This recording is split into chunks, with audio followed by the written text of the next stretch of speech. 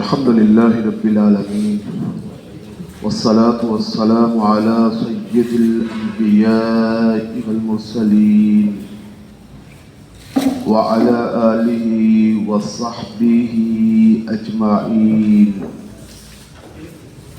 أعوذ بالله السميع العليم من الشيطان الرجيم من حمده ونفخه ونفسه. وَإِن يَرَوْا كِسْفًا مِّنَ السَّمَاءِ سَاقِطًا يَقُولُوا سَحَابٌ مَّرْكُومٌ فَذَرْهُمْ حَتَّى يُلَاقُوا يَوْمَهُمُ الَّذِي فِيهِ يُصْعَقُونَ. یہ آیت نمبر 44 ہے جی، سورۃ الطور.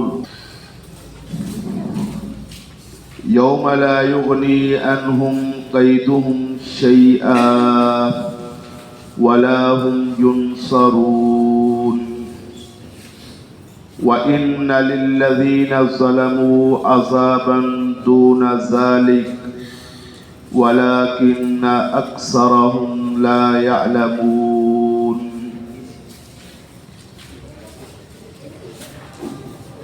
وَإِن يَرَوْا كِسْفًا مِّنَ السَّمَاءِ سَاقِطًا، اور اگر یہ لوگ دیکھیں کسفاً کوئی ٹکڑا، من السماء آسمان سے، ساقطاً گرنے والا، یقولو تو کہہ دیں گے سحاب بادل ہے، مرقوم تہ بتہ. پیچھے اللہ رب العزت نے کئی چیزیں جو ان کے خیالات تھے ان کا تذکرہ کیا اور ان کے جوابات دلائل کی صورت میں اللہ نے بیان فرمائے. اب اللہ رب العزت یہ کہتے ہیں کہ دلائل تو اس کو اثر کرتے ہیں جو ماننے والا ہوتا ہے. جس نے بات کو ماننا ہے اس کو دلیل فائدہ دیتی ہے، نصیحت اس کو فائدہ دیتی ہے. لیکن جس نے دماغ میں پہلے سے یہ بات بٹھا لی ہوئی ہے، ذہن بنایا ہوا کہ میں نے نہیں ماننا، تو وہ دلیل اس لیے نہیں پوچھتا کہ اس سے کوئی فائدہ حاصل کرے یا بات سمجھنے کے لیے پوچھے. وہ دلیل اس لیے پوچھتا ہے کہ اس کا یہ جواب دے. آج کل بھی ایسے، ہر دور میں ایسے ہوتا ہے. یہ جو مناظرے ہوتے ہیں، یہ جو مباحثے ہوتے ہیں، یہ جو دلائل کا تبادلہ ہوتا ہے، کچھ لوگ ایسے ہوتے ہیں چند ایک جن کو ان دلائل سے فائدہ ہوتا ہے. ورنہ اکثریت ایسے لوگوں کی ہوتی ہے وہ دلائل اس لیے پوچھتے ہیں کہ ان کا کیا دیا جائے، جواب دیا جائے. جواب ڈھونڈنے کے لیے اور جواب دینے کے لیے وہ بات کرتے ہیں. اچھا، جو بندہ یہ ذہن بنا لے کہ میں نے اس کی ہر بات کا کیا دینا ہے، جواب دینا ہے. اور یہ جواب دینے والے جو لوگ ہوتے ہیں، اللہ ان کو ہدایت نصیب فرمائے. بڑے عجیب لوگ ہیں، اللہ اکبر. کتابوں کی کتابیں لکھی ہوئی ہیں انہوں نے، لمبی لمبی کتابیں لکھی ہوئی، موٹی موٹی کتابیں لکھی ہوئی، جن میں کیا لکھا ہوا ہے. میں نے ایسی کتابیں دیکھی ہے، حدیث رسول اللہ کی پیش کرتے ہیں، پھر اس حدیث کو پیش کرنے کے بعد اپنا ان کا جو موقف ہے، جو نظریہ ہے، وہ پیش کرتے ہیں، اور پھر اپنے موقف کے حق میں حدیث کے جواب دینے میں وہ پھر جواب دیتے ہیں. حالانکہ ہونا کیا چاہیے کہ آپ کا ایک موقف ہے، اس کے مقابلے میں رسول اللہ کی بات آ گئی. آپ کا موقف ہے، اس کے مقابلے میں اللہ کی بات آ گئی. آپ کا کوئی موقف ہے، اس کے مقابلے میں یا آپ کے کسی امام صاحب کا موقف ہے، کسی مفتی صاحب کا موقف ہے، اس کے مقابلے میں اللہ کے رسول یا اللہ یا دین کی کوئی بات آ گئی تو کیا ہونا چاہیے؟ اللہ نے قرآن مجید میں بتایا کیا ہونا چاہیے. کیا ہونا چاہیے؟ فرمایا انما کان قول المؤمنین اذا دعوا الی اللہ ورسولہ ان یقولوا سمعنا واطعنا. اور میں مومنوں کا تو حال یہ ہوتا ہے جب ان کو اللہ اس کے رسول کی طرف بلایا جاتا ہے تو وہ بے اختیار کہہ دیتے ہیں سمعنا، ہم نے سن لیا، واطعنا، اور کیا کر لیا، مان لیا. یہ ایماندار کی نشانی ہے. مومن کا موقف یہ ہوتا ہے کہ وہ دلیل پوچھتا ہے کس لیے، اس پر عمل پیرا ہونے کے لیے. دلیل پوچھتا ہے اپنے موقف کو بدل دینے کے لیے. وہ دلیل پوچھتا ہے یا آیت سنتا ہے یا حدیث سنتا ہے اس لیے کہ اس کی اپنی جتنی باتیں ان کو چھوڑ دے اور اللہ اور اس کی رسول کی بات پہ کیا کرے، قائم ہو جائے۔ لیکن یہ جو ہے نا انکار کرنے والے یہ ایسے نہیں ہوتے سوائے اس کے جس پہ اللہ کا رحم۔ تو پیچھے مشرکین مکے کے لوگ ان کی باتوں کا تذکرہ ہے، یہ ایسے کرتے ہیں، تو اللہ نے کہا ایسے یہ بات، پھر ہر بات کی اللہ نے کیا دی ہے دلیل، یہ پچھلے ہفتے آپ نے سنا۔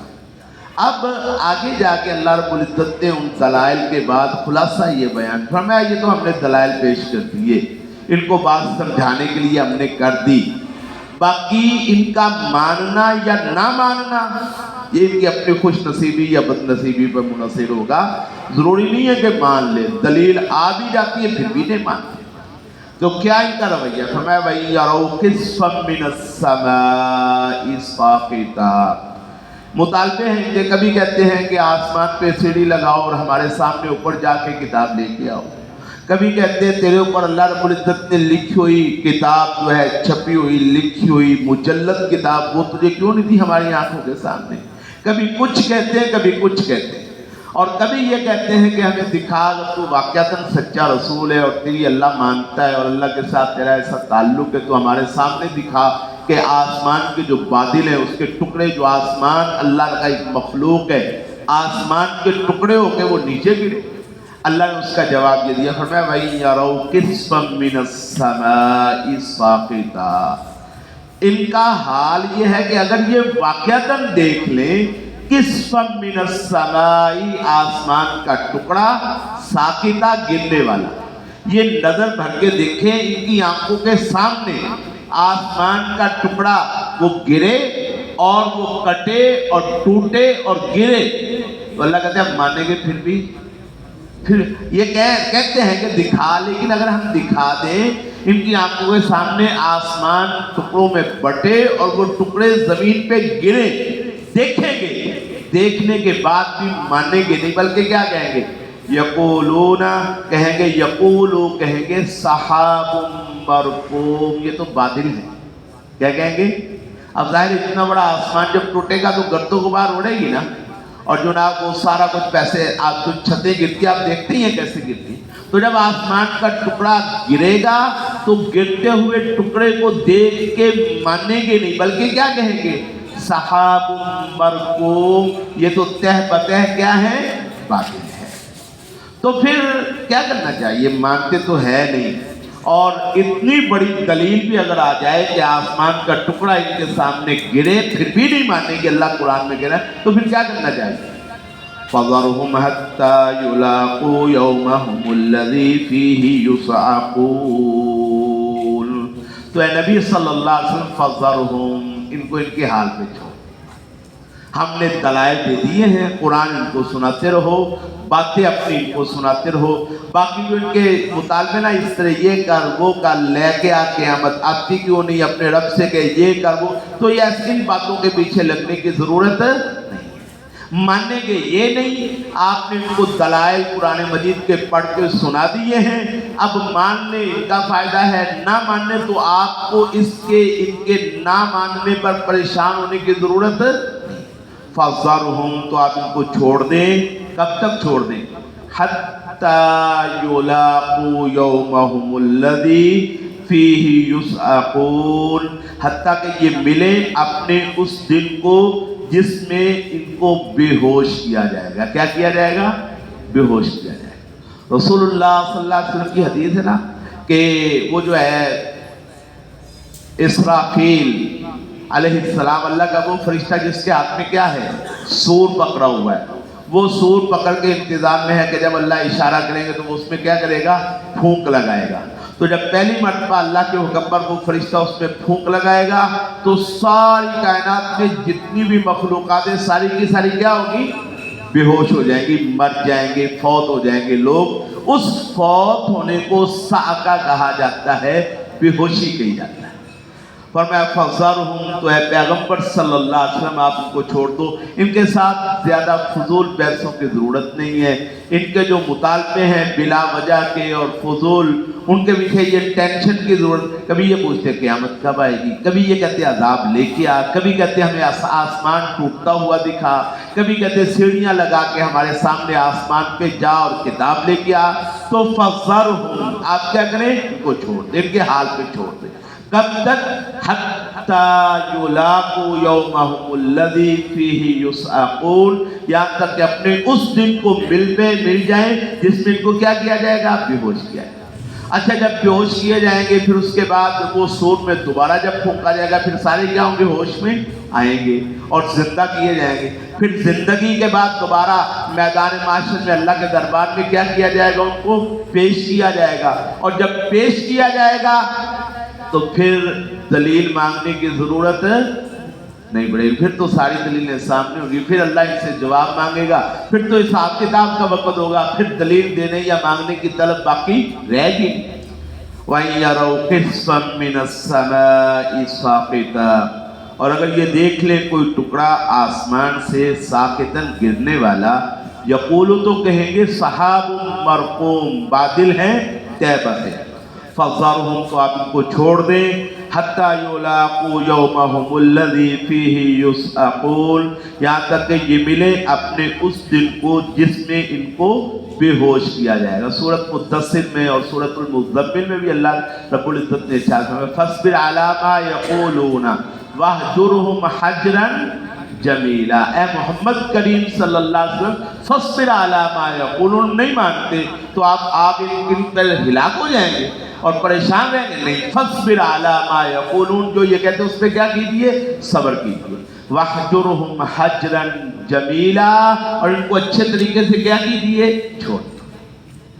वल्लज़ीना इज़ा ख़ातबहुमुल जाहिलूना क़ालू सलामा, जब जाहिल उनके साथ मुखातब होते हैं, बात समझाने की कोशिश करते हैं, समझ जाए तो ठीक है, वगरना क्या कहते हैं, वगरना फिर कहते हैं कालू सलामा, भाई तुम पर क्या है, सलाम हो, तुम अपने का हकते असी अपने का। ये जो आजकल होता है ना हमारे यहाँ, ये जो गाली का कल्चर है, फिर गोली का कल्चर है, और जनाब फिर बहस खत्म ही नहीं होती। और ख़त्म कब होती है, जब वो तेरी ते मेरी ते ऐसी तैसी, वो जब काम शुरू होता है फिर काम खत्म हो जाता है। फिर भी काम पुलिस ही आगे खत्म करती है, पुलिस दोनों घरों से वो ले लेती है और वो काम खत्म हो जाता है। तो अल्लाह कहता है उस वक़्त के आने से पहले आप इनको छोड़ दें। कब तक के लिए, हत्ता युलाक़ू यौमहुमुल्लज़ी फ़ीही युस्अक़ून, हत्ता कि उस दिन को मिलाए जाएं जिस दिन में ये बेहोश कर दिए जाएं। और वहाँ पे सूरतुल मुद्दस्सिर में फरमाया फ़स्बिर अला मा यक़ूलून, जो ये कहते हैं उस पर सब्र कीजिए। वहजुरहुम हजरन जमीला, अच्छे तरीके से इनको क्या कीजिए, इनके हाल पे छोड़ दिए। फरमाया फ़ज़रहुम, तो छोड़ दे उनको, हत्ता युलाक़ू यौमहुमुल्लज़ी फ़ीही युस्अक़ून, यहाँ तक के मिले वो उस दिन को, अपने उस दिन को जिसमें इनको बेहोश किया जाएगा। अच्छा, उस दिन होगा क्या, यौम ला युग़नी अन्हुम कैदुहुम शैआ वला हुम युनसरून, जिस दिन इनकी कोई तदबीर इनके काम नहीं आएगी। यौम ला युग़नी, जिस दिन काम नहीं आएगी, अन्हुम, इनके, कैदुहुम, इनकी कोई तदबीर, वला हुम युनसरून, और न इनकी मदद। अब तो झूठे से झूठा बंदा, बदतरीन झूठा बंदा, उसके साथ आप मुकाबला करें, मेरा ख्याल है आपके मददगार थोड़े होंगे, उसके मददगार क्या होंगे, ज्यादा हो जाएंगे। उसका साथ देने वाले, उसको सच्चा कहने वाले, आपको खामोश करवाने वाले, आपको दबाने वाले, और दीन की बात करने वाले को कहने वाले भाई तेरी ज्यादती है, वो ज्यादा होंगे, और आपका साथ देने वाले आपको नहीं मिलेंगे। तो इनको फिर आप रुक जाए, रहने दें, हक बात सुना दे, दीन की बात सुना दे, और फिर अल्लाह पे छोड़ दे। कोई जरूरी आपने मनवाना, पीछे फरमाया आप इन पे दारोगे तो नहीं है, हुक्म चलाने वाले तो नहीं है, इन्नमा अंता मुद्दक्किर, आपको नसीहत करने वाले हैं, लस्ता अलैहिम बिमुसैतिर, आपको हुक्म चलाने वाले तो नहीं है ना। तो मान ले तो ठीक है, ना माने तो फिर ये जिद की उस इंतहा पर पहुंच चुके हैं कि अगर ये आसमान के टुकड़े को गिरता हुआ भी देख ले तो कोई ना कोई बहाना लगाएंगे, कभी कहेंगे बादल के वो बादल है तैबत है, कभी कुछ कह देंगे, कभी कुछ कह देंगे, लेकिन मानेंगे। तो जब ये जिद के इस दर्जे पे पहुंच चुके हैं तो फज़रहुम, آپ پھر ان کو چھوڑ دیں حتی یلاقوا یومہم الذی فیہ یصعقون، یہاں تک کہ اپنے اس دن کے ساتھ یہ ملیں جس میں ان کو بے ہوش کر دیا جائے. یوم لا یغنی عنہم کیدہم شیئا، جس دن ان کی کوئی تدبیر ان کے کسی کام نہیں آئے گی. تو قیامت کا جب دن ہوگا بے ہوشی کرنے والا، اور وہ دن جب سور میں پھونک دیا جائے گا، جب آسمان توڑ دیا جائے گا، جب پہاڑ ریزہ ریزہ کر دیے جائیں گے، اور جب دنیا اور جہان کی ہر چیز کو بساط کو لپیٹ دیا جائے گا، اس دن تو پھر لا یغنی عنہم کیدہم شیئا، کی کوئی دنیا میں تدبیریں کام آ جاتی ہیں، وہاں پہ کوئی تدبیر کام نہیں، ولا هم ینصرون، اور نہ ان کی کوئی مدد کی جائے. وَإِنَّ لِلَّذِينَ ظَلَمُوا عَذَابًا دُونَ ذَلِكَ وَلَكِنَّ أَكْثَرَهُمْ لَا يَعْلَمُونَ. وَإِنَّ لِلَّذِينَ، اور بے شک ان لوگوں کے لیے جنہوں نے ظلموا ظلم کیا، عذابًا عذاب ہوگا، دون ذالکا اس سے بھی پہلے، اس سے بھی پہلے. یہ جو قیامت کا دن آپ کو بتایا اس دن تک چھوڑ دیں کہ بے ہوش کیے جائیں گے. فرمایا وہ جو دن ہے نا جس دن ان کو بے ہوش کیا جائے گا اور عذاب آئے گا، اس دن سے بھی پہلے ظالموں کے لیے عذاب ہے. ظالموں کے لیے عذاب مراد ہے کہ دنیا میں رہتے ہوئے بھی اللہ رب العزت ان کو جھٹکے لگاتا ہے. کیا کرتا ہے؟ جھٹکے لگاتا ہے، سزائیں دیتا ہے، آزمائش ہوتی ہے. اولا یرون انہم یفتنون فی کل عام مرتن او مرتین ثم لا یتوبون ولا هم یذکرون. اللہ قرآن مجید میں ارشاد فرماتے ہیں اولا یرون انہم یفتنون فی کل عام مرتن او مرتین، کیا یہ دیکھتے نہیں ہیں کہ ہر سال ایک مرتبہ یا دو مرتبہ کسی بڑی آزمائش میں ان کو ڈالا جاتا ہے. کبھی کوئی زلزلہ آ جاتا ہے، کبھی کوئی سیلاب آ جاتا ہے، کبھی کوئی بارشیں آ جاتی ہیں، کبھی کوئی طوفان آ جاتا ہے، کچھ نہ کچھ ہوتا ہے کہ نہیں ہوتا؟ اللہ اکبر. ہر سال زلزلہ کہیں نہ کہیں آتا ہے، اور پوری دنیا میں آتا ہے، کہیں نہ کہیں آیا ہوتا ہے، ہمارے ملک میں بھی آتا ہے. اچھا کبھی زلزلہ نہ آئے تو سیلاب آ جاتا ہے، اور کبھی سیلاب نہ آئے تو خشک سالی آ جاتی ہے. اور یہ سال یہ بھی 15-20 دن کی بات ہے. یہ ہمارے ہاں کچھ علاقے ہیں، یہ پسرور کا علاقہ اور اس سے پلی طرف کا علاقہ، یہ جو بارش ہوئی ہے نا پچھلے، جس بارش نے یہ پنکھے شکھے بند کروائے، اس بارش کی بات ہے. یہاں تو بارش ہوئی تھی، ان علاقوں میں کیا ہوا ہے کہ بارش نہیں ہوئی، وہ کیا ہوا ہے، گڑھا آیا ہے. وہ اچانک گڑھا آیا، اور اس گڑھے کے ساتھ کیا ہوا ہے مجھے پتا چلا ہے کہ وہ کہتے ہیں کہ ساری کی ساری فصلیں جو ہے ختم ہو گئی. اللہ کہتا ہے دیکھتے نہیں انہم یفتنون فی کل عام مرتن او مرتین، ہر برس کبھی ایک مرتبہ کبھی دو مرتبہ ان کو امتحان میں ڈالا جاتا ہے. آزمائش آتی ہے، کوئی طوفان، اور یہ ہم پہ بھی آتی ہے، کافروں پہ بھی آتی ہے، یہ نافرمانوں پہ بھی آتی ہے، نیک لوگوں پہ بھی آتی ہے. لیکن جو نیک لوگ ہوتے ہیں ان کی جو آزمائش ہوتی ہے وہ اللہ کی رحمت ہوتی ہے کہ اللہ اس کے ساتھ ان کے درجات کیا کر دیتے ہیں، بلند کر دیتے ہیں. لیکن جو نافرمان ہوتے ہیں ان کے لیے وہ کیا ہوتی ہے؟ فرمایا ان کے لیے وہ اللہ کی طرف سے تنبیہ ہوتی ہے. ان کو ایک سال میں ایک مرتبہ یا دو مرتبہ کسی عذاب کا شکار کیا جاتا ہے. کس لیے؟ تاکہ توبہ کریں.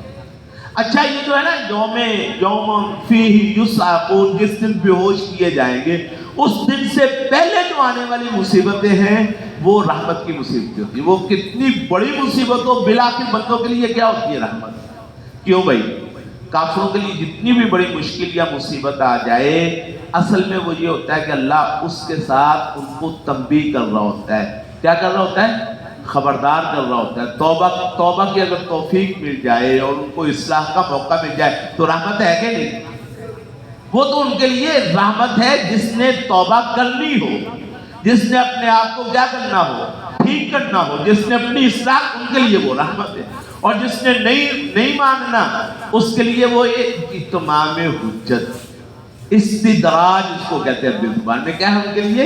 اللہ ان کو ہلکے ہلکے آہستہ آہستہ آہستہ آہستہ چھوٹی چھوٹی سزائیں دے کے، چھوٹی چھوٹی سزائیں دے کے بڑی سزا کا جواز بنا رہا ہوتا ہے. کیا بنا رہا ہوتا ہے؟ بڑی سزا کا جواز بنا رہا. بھائی دیکھو تمہیں فلاں جگہ پہ میں نے پکڑا، تمہیں کوئی فرق نہیں پڑا، پھر میں نے تمہیں ڈانٹا، تمہیں پھر بھی نہیں فرق پڑا، پھر میں نے سزا بھیجی، تم پھر بھی ٹھیک نہیں ہوئے، تو اب میرا پھر بڑا عذاب آ گیا.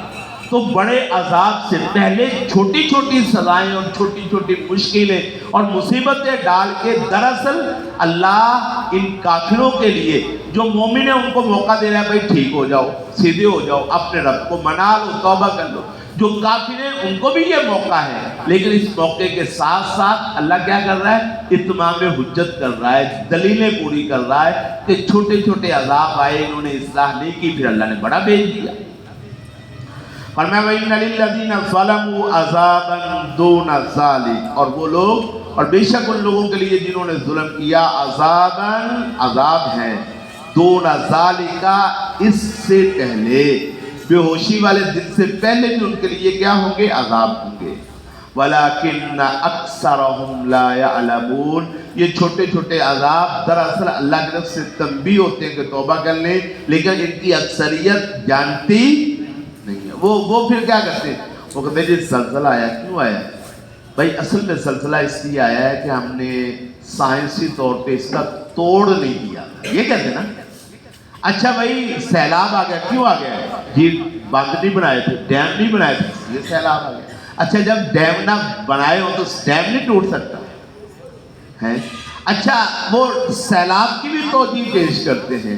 اچھا بارشیں آئیں تو بارشوں کی بھی کیا کرتے ہیں؟ وہ توجیہ پیش کرتے ہیں، سائنسی توجیہ کوئی نہ کوئی۔ زلزلوں کی سائنسی ماننے کی بجائے، اصلاح کی بجائے، توبہ کی بجائے معاملہ کیا کرتے ہیں؟ وہ جی ہم نے سائنسی طور پہ یہ نہیں کیا تھا، ترقی نہیں کی تھی، فلاں پہ بھی عذاب آتا ہے، وہ تو بارش کا عذاب آتا ہے تو وہ اس کے لیے پانی جمع کر لیتے ہیں اور یہ فائدہ اٹھا لیتے ہیں، ہم پہ آیا اس لیے یہ عذاب نہیں ہے۔ دراصل ہماری اپنی جو ہے نااہلی ہے، وہ اپنے اللہ کے آنے والے ہر عذاب پر کیا کرتے ہیں؟ کوئی نہ کوئی توجیہ پیش کر دیتے ہیں، مانتے نہیں ہیں، اصلاح نہیں کرتے، توبہ نہیں کرتے، سیدھے نہیں ہوتے، لا یعلمون بات کو سمجھتے نہیں ہیں، ڈٹے رہتے ہیں، توجیہات پیش کرتے ہیں۔ نتیجہ پھر ایسے ہوتا ہے کہ اللہ رب العزت ان کو بڑے عذاب کے لیے وہ کیا ہو جاتے ہیں؟ تیار۔ پھر وہ یوم فیہ یصعقون، وہ جو بے ہوشی والا عذاب ہے اس کی تیاری کر رہے ہیں۔ وَإِنَّ لِلَّذِينَ ظَلَمُوا عَذَابًا دُونَ ذَلِكَ، اور بے شک ان لوگوں کے لیے جنہوں نے ظلم کیا عذاب ہے دون ذالک، اس بڑے عذاب سے پہلے، وَلَكِنَّ أَكْثَرَهُمْ لَا يَعْلَمُونَ، لیکن ان کی اکثریت نہیں ہے۔ وہ جو میں نے آیت سنائی ابھی آپ کو، أَوَلَا يَرَوْنَ أَنَّهُمْ يُفْتَنُونَ فِي كُلِّ عَامٍ مَرَّةً أَوْ مَرَّتَيْنِ، کیا وہ دیکھتے نہیں ہیں کہ ان کو ہر سال ایک مرتبہ یا دو مرتبہ آزمائش میں ڈالا جاتا ہے؟ وہاں پہ فرمایا ثم لا یتوبون، پھر توبہ بھی نہیں کرتے، ولا هم یذکرون، نصیحت بھی حاصل۔ حالانکہ ہونا چاہیے جب اللہ کی طرف سے کچھ پکڑا ہے نا کسی بندے کی ذاتی طور پر یا جماعتی طور پر یا مجموعی طور پر، تو اس پکڑ پر کیا کرنی چاہیے؟ نصیحت آتی، توبہ کرنی چاہیے۔ اور یہ پکڑ بندے کی ذاتی زندگی پہ بھی ہو سکتی ہوتی ہے نا، بعض اوقات ایسے ہوتا ہے انسان کو ذاتی طور پہ اس کی طبیعت ہی ٹھیک نہیں ہو رہی، یہ بھی تو پکڑ ہے نا۔ اچھا بعض اوقات ایسے ہوتا ہے کہ بندہ جو ہے اس کے گھر میں کوئی نہ کوئی بیماری ایسی آتی ہے، جو کماتا ہے سارا بیماری پہ لگ جاتا ہے، یہ بھی تو اللہ کی طرف سے چھوٹی سی کیا ہے؟ پکڑ ہے۔ اچھا بعض اوقات ایسے ہوتا ہے کہ خاندان پہ کوئی مصیبت آ جاتی ہے، کوئی ایکسیڈنٹ ہو جاتا ہے، کوئی گاڑی کا نقصان ہو جاتا ہے، کوئی گھر کا نقصان ہو جاتا ہے، کوئی اور نقصان ہو جاتا ہے، تو یہ چھوٹی چھوٹی مصیبتیں، پھر بڑی بڑی مصیبتیں، پھر قوموں کی زندگی پر مصیبتیں۔ اللہ کہتا ہے یہ وہ جو آسمان کے رب نے قیامت کو عذاب بھیجنا ہے، اس عذاب سے پہلے کی چھوٹی چھوٹی کیا ہے؟ ایک ہوتا ہے آفٹر شاکس، ہوتا ہے نا زلزلے کے بعد آفٹر شاکس کے لوگ باتیں کرتے ہیں، یہ جو قیامت کا زلزلہ ہے اس سے پہلے کے شاک، یہ ہے اس کے پہلے کے شاک ہیں، اور جناب پری شاکس ان کو کہہ لو، قیامت کے زلزلے سے پری شاکس، اس کے پہلے کے جو زلزلے چھوٹی چھوٹی مصیبتیں یہ ڈالتا ہے، کیوں؟ تاکہ لوگ اصلاح کریں۔ آفٹر شاک کا فائدہ نہیں ہوتا، جب وہ بڑی مصیبت آ گئی تو پھر کیا فائدہ آفٹر شاک؟ اصل میں پہلے جو چھوٹی چھوٹی مصیبتیں ان کے ساتھ فائدہ ہو سکتا ہے کہ بندہ کیا کر سکتا ہے؟ اپنی اصلاح کر سکتا ہے، توبہ کر سکتا ہے۔ وَاصْبِرْ لِحُكْمِ رَبِّكَ فَإِنَّكَ بِأَعْيُنِنَا وَسَبِّحْ بِحَمْدِ رَبِّكَ حِينَ تَقُومُ وَمِنَ اللَّيْلِ فَسَبِّحْهُ وَإِدْبَارَ النُّجُومِ۔ تو اے محمد صلی اللہ علیہ وسلم آپ نے کیا کرنا ہے؟ وَاصْبِرْ لِحُكْمِ رَبِّكَ، اپنے رب کے حکم کی وجہ سے صبر کر، اپنے رب کے حکم کی وجہ سے صبر کر۔ صبر آنے والی تکلیف پر بھی ہوتا ہے۔ صبر جو آپ کا کام ہے اس کام پہ استقامت اختیار کرنے پر بھی ہوتا ہے۔ صبر نمازی کو کہا جائے صبر کر، تو کیا مطلب ہے کہ وہ نماز پڑھتا ہے، جتنی مشکلات آئیں ان مشکلات کا خیال نہ کرے، بلکہ کیا کرے، نماز پہ قائم رہنا۔ نماز یہ بھی صبر ہے۔ دعوت پہ قائم رہنا، ان کی رکاوٹوں کے باوجود، ان کی پریشان کرنے کے باوجود دعوت، دین کی دعوت پہ قائم رہنا، یہ بھی کیا ہے، صبر۔ فرمایا وَاصْبِرْ لِحُكْمِ رَبِّكَ، تو اے نبی صلی اللہ علیہ وسلم تو صبر کر اپنے رب کے حکم کی وجہ سے۔ فَإِنَّكَ بِأَعْيُنِنَا، بس بے شک تو ہماری نظروں کے سامنے ہے، ہماری نظروں کے سامنے ہے۔ بچہ ہو نا، ڈرتا ہو تو شام کے وقت وہ جا رہا ہو، دکان پہ جانا چاہتا ہو، چھوٹا بچہ ہو، ڈرے، ماں کہتی پتر میں دروازے کھلو کے تینوں ویکھنی پہ جا، کہتی کہ نہیں کہتی؟ کئی مرتبہ ایسا ہوتا ہے، چھوٹے بچوں کہا جاتا ہے بیٹا میں دروازے میں کھڑی ہو کے کیا کر رہی ہوں، تجھے دیکھ رہی ہوں، تو چلا جا، میں دیکھ رہی ہوں تجھے۔ اچھا تو نے مسجد میں جانا، میں دیکھ دروازے میں کھڑی، تجھے کیا کر رہی ہوں، دیکھ۔ حوصلہ ہو جاتا کہ نہیں ہو جاتا؟ تو یہ تو کہنے والی ماں نہیں ہے، کیا ہے، رب ہے، پروردگار ہے، اللہ رب العزت ہے۔ تو پہلی بات فرمایا وَاصْبِرْ لِحُكْمِ رَبِّكَ، بات میں بھی ذرا اشارہ ہے، یہ نہیں فرمایا ہمارے حکم کے لیے صبر کر، کیا کہا، اپنے رب کے حکم پر کیا کر۔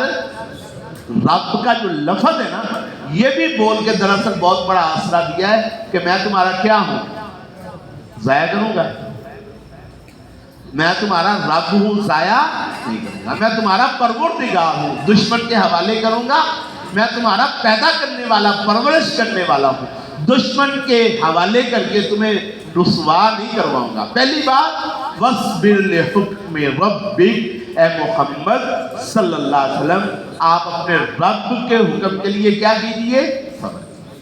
تو رب چونکہ رب ہے، لفظ اتنا شاندار، ماں کو بھی ربۃ البیت کہتے، گھر کی مالکہ، رب کہتے ہیں پالنے والے کو، پرورش کرنے والا۔ تو جو پرورش کرنے والا ہوتا ہے وہ ضائع کرنے دیتا ہے کسی کو۔ اور پھر پروردگار اللہ رب العزت کو فرمایا وَاصْبِرْ، اور صبر کر، لِحُكْمِ رَبِّكَ، اپنے رب کے حکم کے لیے، میں تیرا رب ہوں تو پریشان ہونے کی ضرورت ہے۔ اصولی طور پہ جب بھی آپ کسی بندے کو کہتے ہیں نا حوصلہ کر، تو وہ پتہ کیا کہتا ہے، یار تو مینوں کہی جانا حوصلہ کرتے، او بھاویں مینوں مار ہی دے، وہ سارا کچھ میرا لے جائے، تے حوصلے وچ میرا اتنا نقصان ہوگا، تو اسی آتے حوصلہ کر۔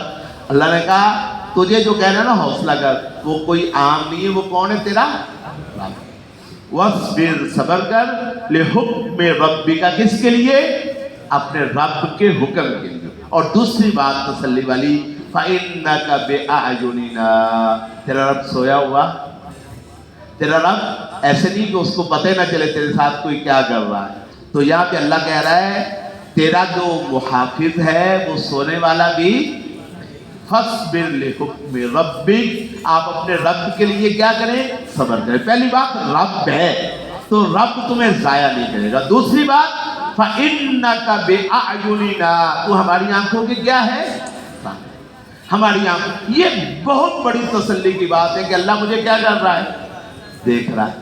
اللہ دیکھ رہا ہے تو اللہ رب العزت کی مرضی کے خلاف کوئی میرے ایک بال کو بھی ٹیڑھا کر سکتا، اللہ کے حکم کے خلاف کوئی مجھے کوئی نقصان پہنچا سکتا۔ قرآن مجید میں اللہ رب العزت نے دوسری جگہ پر بھی اور کئی جگہ پر اپنے نبی صلی اللہ علیہ وآلہ وسلم کو یہ تسلی دی، فرمایا یا ایھا الرسول بلغ ما انزل الیک من ربک فإن لم تفعل فما بلغت رسالتہ واللہ یعصمک من الناس، اے رسول صلی اللہ علیہ وسلم بلغ ما انزل الیک من ربک، جو تیرے رب نے تیری طرف نازل فرمایا اس کی تبلیغ کر دیجئے۔ فَإِن لَمْ تَفْعَلْ، اگر تو نے یہ کام نہ کیا، فَمَا بَلَّغْتَ رِسَالَتَهُ، تو تو نے گویا رسالت پہنچانے کا حق ادا۔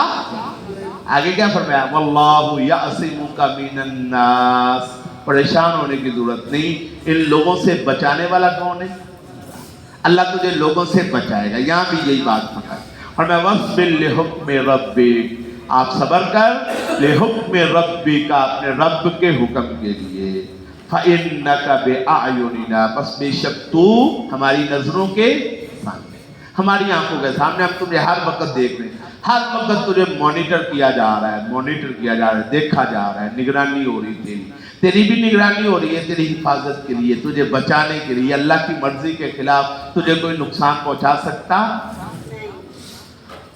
وَصَبِّحْ بِحَمْدِ رَبِّكَ حِينَ تَقُومُ اور تسبیح بیان کر بحمد ربک اپنے رب کی حمد کے ساتھ اپنے رب کی حمد کے ساتھ ہینا جس وقت تقوم تو اٹھے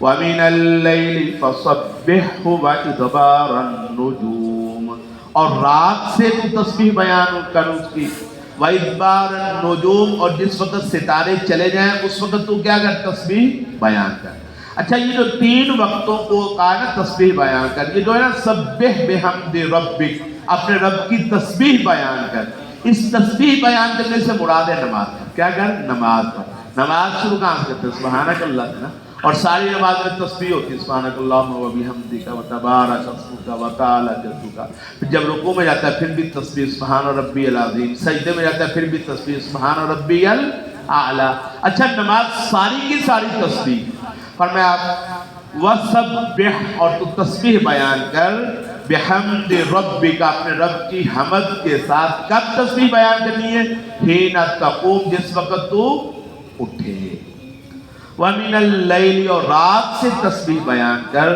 فَصَبِّحْ اور رات سے فَصَبِّحْ تو اپنے رب کی تسبیح بیان کر وَإِدْبَارَ النُّجُومِ اور جس وقت ستارے واپس چلے جائیں اس وقت بھی اپنے رب کی کیا بیان کر یہ دراصل 3 اوقات بیان کیے کتنے اوقات بیان کیے ہیں 3 اور 3 اوقات میں 5 نمازوں کا تذکرہ ہے کتنی نمازوں کا تذکرہ ہے قرآن مجید میں کہیں بھی 5 نمازوں کے علیحدہ نام یا علیحدہ ٹائم نہیں بتائے گئے تو یہ ہے آیت جس میں 5 نمازوں کا اللہ نے کیا کیا ہے تذکرہ فرمایا ہے اور 3 اوقات بیان ایک وقت تو ہے رات سے تو رات میں کتنی نمازیں آتی ہیں کیوں جی کتنی نمازیں آتی ہیں کون سی مغرب جب سورج غروب ہوتا ہے رات شروع ہو جاتی ہے نا تو مغرب کی نماز بھی رات میں ہوتی ہے اور عشاء کی نماز بھی کب ہوتی ہے رات اچھا ادبار النجوم جب ستارے واپس چلے جائیں تو رات کیا ہو گئی ختم رات ختم ہو کے کیا طلوع ہوتی ہے صبح تو صبح کی نماز کا تذکرہ ہے اچھا رات کی نماز کا تذکرہ بھی ہو گیا اور ستارے جب چلے جائیں اس وقت کی نماز کا بھی کیا ہو گیا رات کی 2 نمازوں کا اور فجر کی 1 نماز کا تو پیچھے رہ گئی ظہر اور عصر تو فرمایا ظہر اور عصر کی نماز حین تقوم جب تو اٹھے جب تو کیا کرے اٹھے تو اٹھنے سے مراد کیا ہے 2 ہی اٹھنے سے مراد ہو سکتے ہیں عموماً رات کو سو کے بندہ اٹھے تو اس کو کہتے ہیں حین تقوم لیکن عرب جو تھے نا ویسے بھی ہمارے ہاں بھی چلتا ہے عرب جو تھے وہ دوپہر کی نیند کو کیا کہتے تھے قیلولہ دوپہر کی نیند کو کیا کہتے تھے قیلولہ اور عرب دوپہر کی نیند کو بڑا ضروری سمجھتے تھے رسول اللہ صلی اللہ علیہ وسلم بھی دوپہر کو تھوڑا سا کیا کرتے تھے آرام فرماتے تھے تو ہینا صبح کا تذکرہ تو آگے اگر نہ آتا تو ہم سمجھتے ہیں یہ تقوم اٹھنے سے مراد صبح ہے لیکن وہ تو صبح کا تذکرہ تو آگے آ گیا نا تو اس لیے ہم کہیں گے یہ جو پہلے نا ہینا تقوم جس وقت تو اٹھے اس اٹھنے سے مراد ہے قیلولے کا کیا کرے قیلولے کا تو قیلولے کے وقت سے اٹھے جب زوال ہو جائے جب تو آرام کر کے دوپہر کا تھوڑا سا اٹھے تو اس وقت انہیں کیا کرنی ہے نماز کون سی نماز ظہر کی نماز اور پھر کچھ دیر کے بعد عصر کی نماز وَمِنَ اللَّيْلِ فَصَبِّحْ اور رات کے وقت تو نے اس کی تسبیح بیان کرنی یعنی نماز پڑھنی کون سی نماز مغرب کی نماز اور عشاء کی نماز وَإِدْبَارَ النُّجُومِ اور جب ستارے واپس چلے جائیں تو اس وقت نماز پڑھنی ہے وہ کون سی نماز ہے تو یہاں پہ اللہ نے 5 نمازوں کا حکم دیا کتنی نمازوں کا حکم دیا اللہ نے 5 کے اوقات مجموعی طور پہ بیان کرتے اختصار کے ساتھ تفصیل کے ساتھ وہ رسول اللہ صلی اللہ علیہ وسلم نے اوقات بیان کیے اس کے لیے باقاعدہ اللہ رب العزت نے حضرت جبریل علیہ السلام کو रसूलुल्लाह के पास भेजा। रसूलुल्लाह के बाद जिब्रील अलैहिस्सलाम 2 दिन रहे। एक दिन हज़रत जिब्रील ने नमाजों के औकात जो है उनके इब्तिदाई वक़्त अव्वल वक़्त में पढ़ के बताए, दूसरे दिन नमाजों के औकात उनके आखिर वक़्त में पढ़ के बताए, और फिर जाते हुए कहा कि तेरी उम्मत की जो नमाजें हैं वो इन औकात के क्या हैं, दरमियान में। तो तफसील हज़रत जिब्रील वाली हदीस में है, और इजमालन अल्लाह रब्बुल इज्जत ने यहाँ पे तज़किरा फरमाया, वस्बिर, और सब्र कर, लिहुक्म रब्बिका, अपने रब के हुक्म की वजह से, फ़इन्नका बिअयुनिना, बस बेशक तू हमारी आंखों के सामने है, वसब्बिह बिहम्दि रब्बिका, और अपने रब की हमद के साथ तस्बीह बयान कर, हीना तक़ूम, जब तू उठे, व मिनल लैली, और रात से, फसब्बिहु, तो तू उसकी तस्बीह बयान कर, व इदबारन नुजूम, और जिस वक़्त सितारे वापस चले जाएं उस वक़्त तू उसकी तस्बीह बयान कर। अल्लाह से दुआ है अल्लाह समझने की और अमल करने की तौफीक अता फरमाए। व आखिरु दावाना अनिल हम्दुलिल्लाहि रब्बिल आलमीन।